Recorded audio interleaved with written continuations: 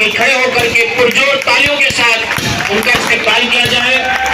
All India, माजरत चाहता हूँ, ऑल इंडिया अध्यक्ष सैयद जलालुद्दीन साहब हमारे बीच में, जोरदार तालियां कमजोर पड़ रही है।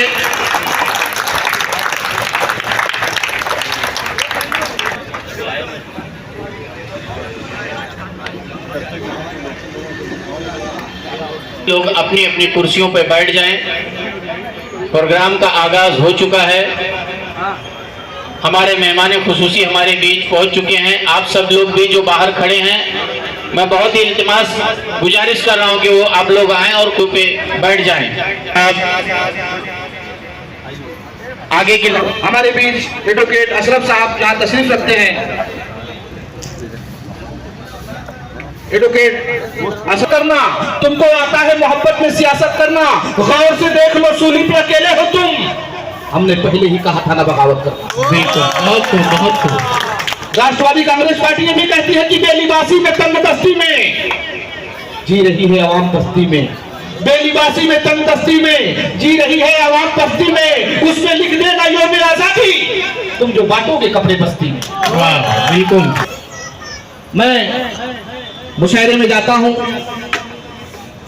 और वहां हर तरह के शेर पढ़े जाते हैं, लेकिन हमारे बीच मुशायरे में और यहाँ के डाइश पे फर्क है। तो आपको कि दादा ने हमने दादा को बताया जब रिजल्ट हुआ कि दादा ये अक़लियतों के लिए ये जो डिपार्टमेंट है अल्पसंख्यक विकास विभाग, ये विभाग अपनी पार्टी की तरफ लो, इसकी मिनिस्ट्री अपनी पार्टी को ले लो, क्योंकि हमारे साथ अक़लियत लोग जुड़े हुए हैं। हमारे कई मसले पड़े हैं फंडिंग के लिए, जैसे कि कब्रिस्तान हो, कंपाउंड वॉल हो, कब्रिस्तान की ईदगाह हो, मस्जिद हो, दरगाह हो, हमारे मजहबी जो इमारतें हैं उनका काम हो, तो इसमें ज़रूरी है कि हमको फंडिंग का जरूरत कि इस प्रोग्राम में जनाब इदरीस इलियास नायकवाड़ी चंद लम्हों में आपके दरमियान आ रहे हैं।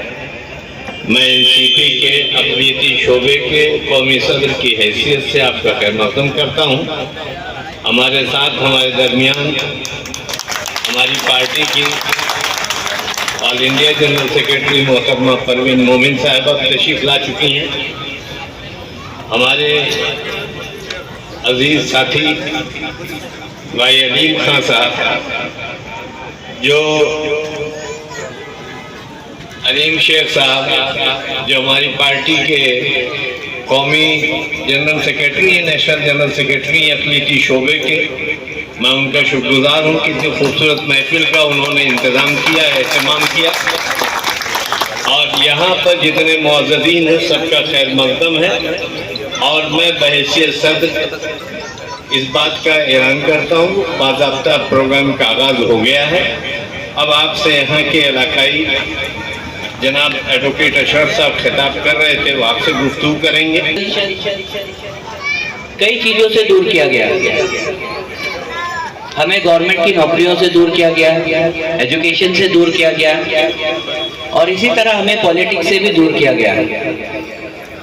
अगर मुसलमानों को किसी चीज़ से दूर करना है तो एक बहुत आसान सा जुमला है, कह दो, और मुसलमान बहुत जल्दी उस चीज़ से दूर हो जाते हैं कि ये चीज़ हराम है, इसमें जाओगे तो हराम का कमाना पड़ेगा, हराम का खिलाओगे अपने बच्चों को। और ये कहते ही मुसलमान उस चीज़ को ऐसे छोड़ता है कि मानो कौन सी बला आ गई हो। और इसी तरीके से हमारे देश में जब से आज़ादी हुई है, आज़ादी के बाद से धीरे धीरे मुसलमानों को ये समझा के पॉलिटिक्स से दूर किया गया, और जो रही सही कसर थी वो पिछले कुछ सालों से जो हमारे बड़े मुस्लिम लीडर्स थे उनको एक एक करके ख़त्म करके किया जा रहा है। अब बात ये आती है कि ये कर कौन रहा है, और कर कोई भी रहा हो, उससे इम्पोर्टेंट बात ये आती है कि हमें इसके खिलाफ क्या करना होगा, या हमारे मेरा उसूल है पहले सलाम करता हूँ, सुभान अल्लाह, और मुखालिफत से मेरी शख्सियत संवरती है। मैं दुश्मनों का बड़ा एहतराम, बहुत जोरदार तालियां भाई।